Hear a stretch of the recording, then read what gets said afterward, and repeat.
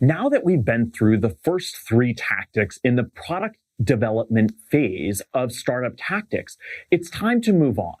We looked at user testing, collecting information about how people use the early designs of our product, and user testing will continue once we've engineered the product as well. Once we have those insights, we're going to move on to the final tactic in product development.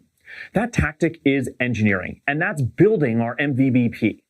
We've defined our minimum viable business product in discipline entrepreneurship, and now it's time to actually build it. This is my favorite part. So, there are a variety of early approaches to building the minimum viable business product that we can take. First, you could do it yourself. And while you may say, oh my gosh, I'm not an engineer, I can't do that, I think many products today you might be able to create.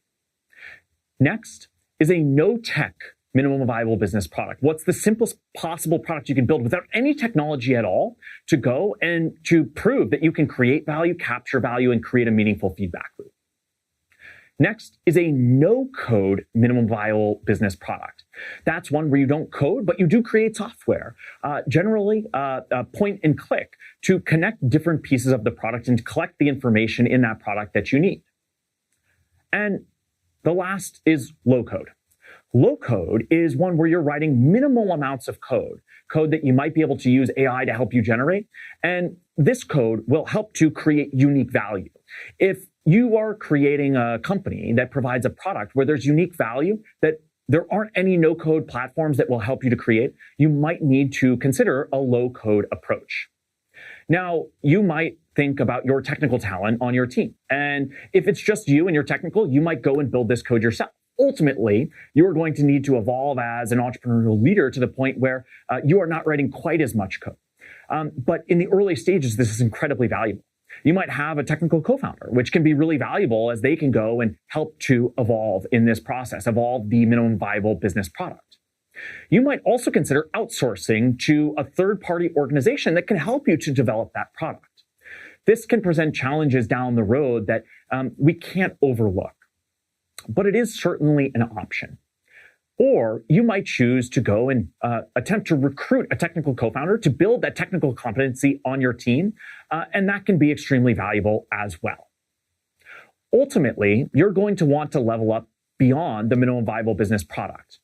That's going to require some knowledge around the technology that you are leveraging. When we think about the technical architecture, whether you are building hardware or software or otherwise, there is likely to be some software that you need to be familiar with.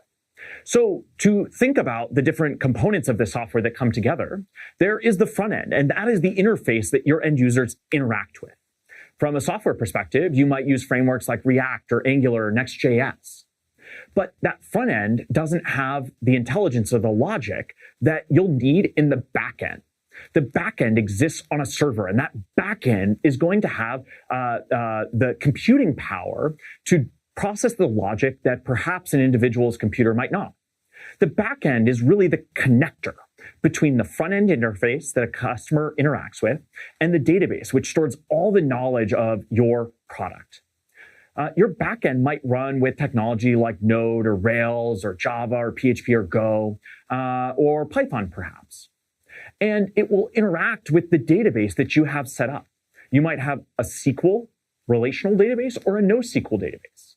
You might use database software like Mongo, MySQL, or Postgres, or otherwise. This database holds the information that will allow the backend to communicate out to the front end.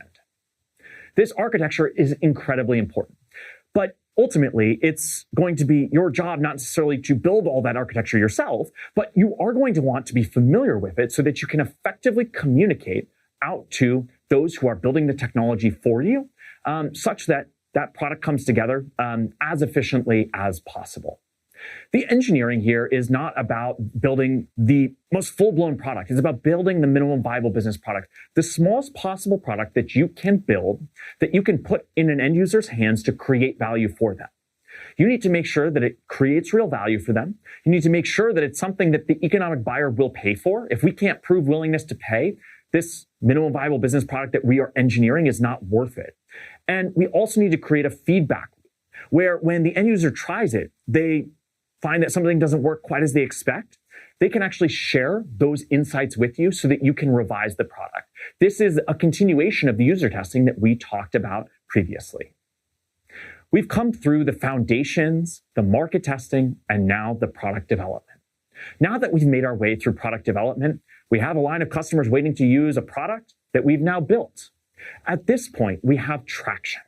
And now we can move forward into the last stage of startup tactics. That's resource acquisition.